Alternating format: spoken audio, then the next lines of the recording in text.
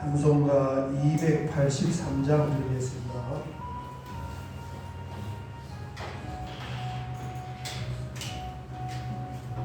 찬송가 283장입니다.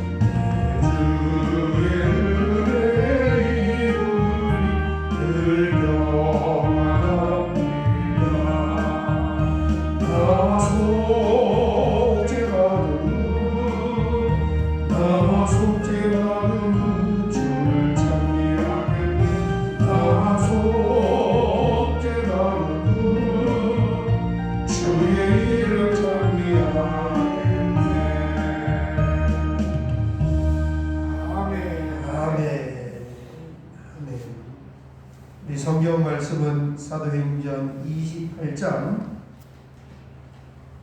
1절에서 6절까지 보겠습니다. 사도행전 28장 1절에서 6절 같이 봉독하겠습니다. 우리가 구조된 후에 앉은 그 섬은 멜리데라 하더라.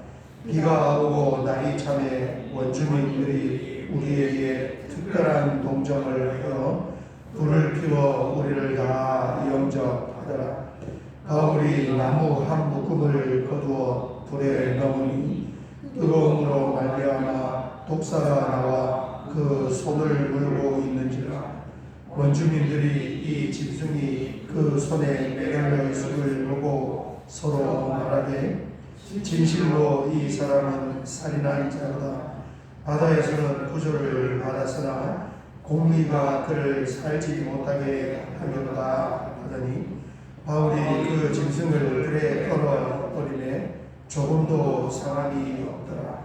그들은 그가 붙든지 혹은 갑자기 쓰러져 죽을 줄로 기다렸다가 오래 기다려도 그에게 아무 이상이 없음을 보고 돌이켜 생각하여 말하되 그를 신이라 하더라. 아멘. 드디어 이 구조를 받은 그 섬이 말타 멜리데 섬이라는 것을 알게 되었습니다. 며칠 전에 그 신안 앞바다에서 24톤 된 어선 한 척이 침몰이 되었습니다. 출발 1년밖에 안 된 그런 신조 선박인데 출항할 때부터 기관실 쪽에 물이 좀 이렇게 차올라오고 있었다. 뭔가 이상이 있었어요. 그래서 갑자기 신안 앞바다에서 뒤집어져 가지고 거기에 12명이 타고 있었는데 갑판에 있던 3사람은 구조가 되고 9사람이 행방불명이었는데 어제 뉴스를 보니까 5명은 선실에서 시신으로 찾고 아직도 4사람을 못 찾았다. 지금 어디 끌고 가서 이제 인양을 하고 선박 사고를 하는 것이 지금 우리는 이 시점보다도 2000년 전 사건을 지금 보고 있는데 지금도 마찬가지입니다. 사고 나면은 대부분 다 사망이에요. 그러니까 그 당시에 얼마나 사람들이 죽을 뻔한 거죠. 정말 하나님의 은혜로 이 사도 바울 때문에 아마 사람들 다 살린 거예요.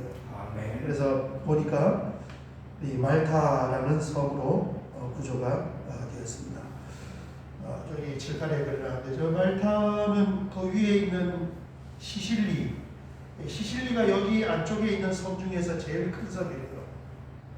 구브로나 그레데보다 훨씬 더 큰 지중해에서 가장 큰 섬이 시실리인데 시실리하고는 한 100km 정도 떨어져 있는 거리에 있는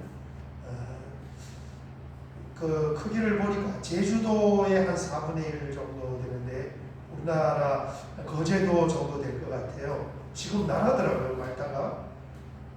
저 당시에는 시실리 총독, 로마령의 시실리 총독이 주관하는 하나의 자그마한 섬이었는데 나중에 이제 영국이 저기를 장악하게 되고 지금은 말타 공화국이라는 영국 연방 그런 공화국으로 한 나라로 인구는 한 45만 명 정도 되는 그런 큰 섬이죠. 거제도 정도 크기 정도 되고 인구는 강동구 주민보다 조금 작은 대충 크기가 나오잖아요. 그 정도 크기인데 거기가 하나의 나라다.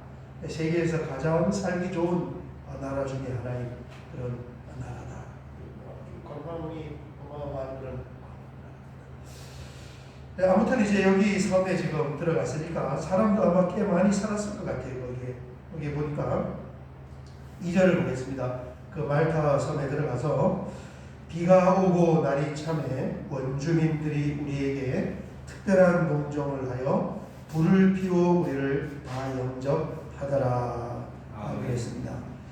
이때가 이제 10월 말쯤 됐으니까 지중해 기후가 지금 우리처럼 이렇게 추운 기후는 아니지만 어쨌든 쌀쌀한 그런 날씨이고 또 사람들이 다 수영을 위해서 나왔기 때문에 물에 젖었고 또 비도 오고 그러니까 굉장히 좀 차가운 그런 환경이에요. 그런데 이 원주민들이 특별한 농종을 하여 불을 피우고 이 선박에서 나온 사람들을 잘 맞이해 주었습니다. 그럴 수밖에 없어요. 왜냐하면 이 말타 자체가 이 당시에 로마령이고 지금 이 배에 누가 타고 있는 거예요?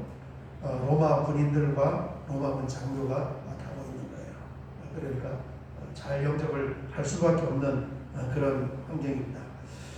3절을 가서 보면 바울이 나무 한 묶음을 거두어 불에 넣으니 뜨거움으로 말미암아 독사가 나와 그 손을 물고 있는지라. 그 불을 막 피우는 와중에도 이 사도 바울이 참 굉장히 그 수고하고 헌신하는 어떤 그런 모습을 볼 수가 있습니다.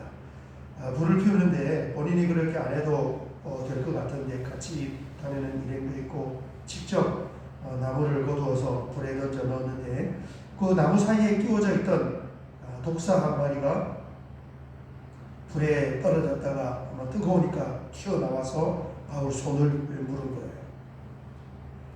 시골 사람들은 대부분 보면은 그 종류를 안다고.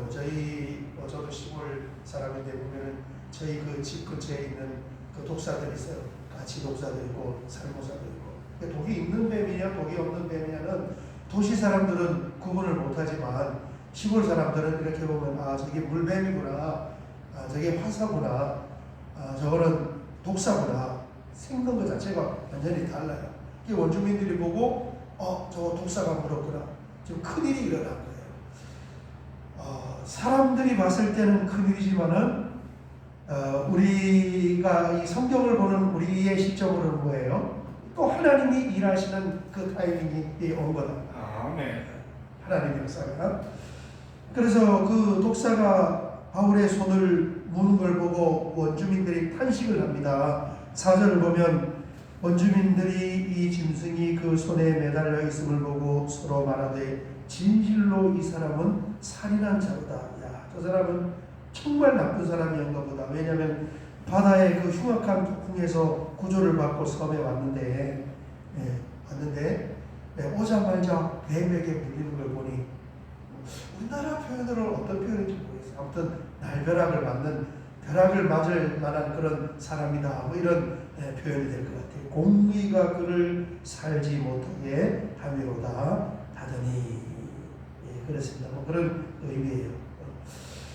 5절 바울이 그 짐승을 불에 떨어버림에 조금도 상함이 없더라. 사람들 보니까 너무너무 놀라운 환경을 본 거예요.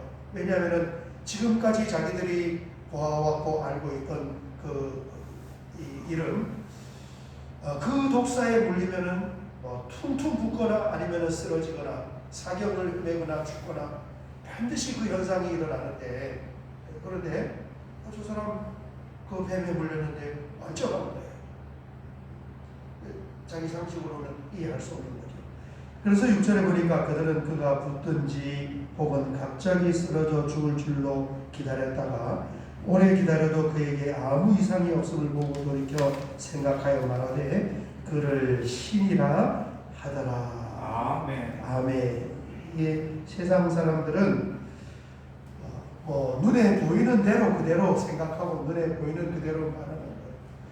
금방 벼락을 맞아서 죽을 사람이라고 하더니 또 금방 이상이 없는 것을 보고 야, 저 사람은 특별한 사람이다. 또는 신적인 그런 능력을 가지고 있는 사람이다. 미신이 충만한 그런 말을 하고 있는 것입니다. 결국은 이 독사의 사건이 뭐냐? 하나님께 영광의 재료가 되는 그 재료로 쓰임을 받는 거예요. 우리 주일날 나사로 사건처럼 나사로의 그 병은 죽을 병이 아니라 하나님의 영광을 위한 것이다. 그렇습니다. 환난이라는 것이 항상 그래요. 양면성을 가지고 있지만 환난이 없는 사람은 없어요. 좀 사도 바울도 어떤 사건을 만났잖아요. 그런데 이 환난을 통해서 우리 예수 믿는 사람이 환난을 통해서 하나님의 메시지를 전달을 받아야 돼요. 하나님의 말씀을 한다는 거예요. 사건을 통해서 나에게 말씀을 하는 거예요. 그냥은 잘 못 알아들으니까. 사람은 타격을 받을 때 뭔가가 이렇게 들린단 말이에요. 생각을 하게 되고 반응을 하게 되고 타격을 받을 때 외부에서 어떤 타격을 받을 때 그 타격이 바로 환난이에요. 그래서 예수 믿는 사람이 닥치는 그 환난을 통하여 뭘 해야 되냐면 하나님을 다시금 발견하고 하나님을 붙잡아야 하는 줄 믿습니다. 아멘. 그때 바로 그 사람의 믿음이 자라요. 아멘.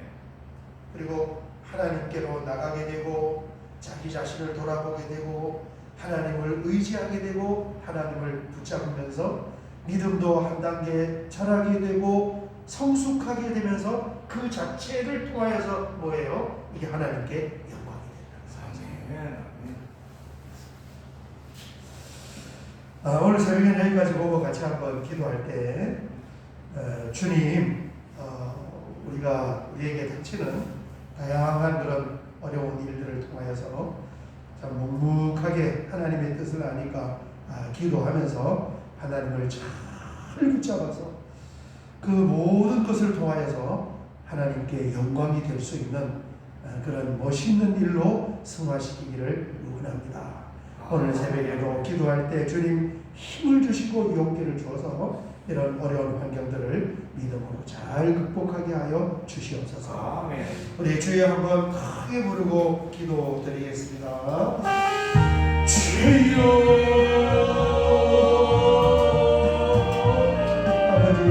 하나님 감사합니다.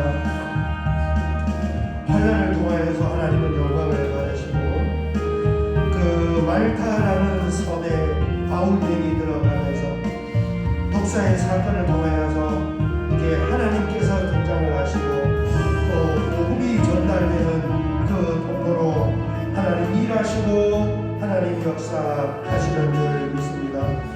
오늘도 아버지 하나님 새벽잠을 깨게 하시고 피곤한 가운데에 묵묵히 일어나 주님 앞에 나와 주님을 부르고 하나님을 의지하고 하나님을 바라보고 하나님을 심령에 담으면서 아버지 하나님 이 새벽 예배 기도 드릴 수 있어서 얼마나 다행스럽고 얼마나 감사한지 모릅니다. 주여 주여 부를 때에 흑암과 어둠의 권세가 떠나가게 하여 주시고 아버지 하나님을 찾을 때에 아버지 하나님 모든 환경에 풀어지는 역사가 일어나게 하시며 오늘 아버지 하나님 한마디 우리의 심령 가운데에 성령의 충만함과 하나님의 기름 부음이 하나님의 빛을 비춰주시는 분이 우리의 넘치기를 원합니다. 주여 하나님 역사하여 주시옵소서. 오늘도 믿음으로 기도할 때에 아버지 하나님 우리의 기도를 들으시고 놀라운 하나님의 역사하심을 펼쳐 주시고 오늘 하루도 동행하시고 오늘 하루도 은혜의 은혜를 더하여 주시옵소서.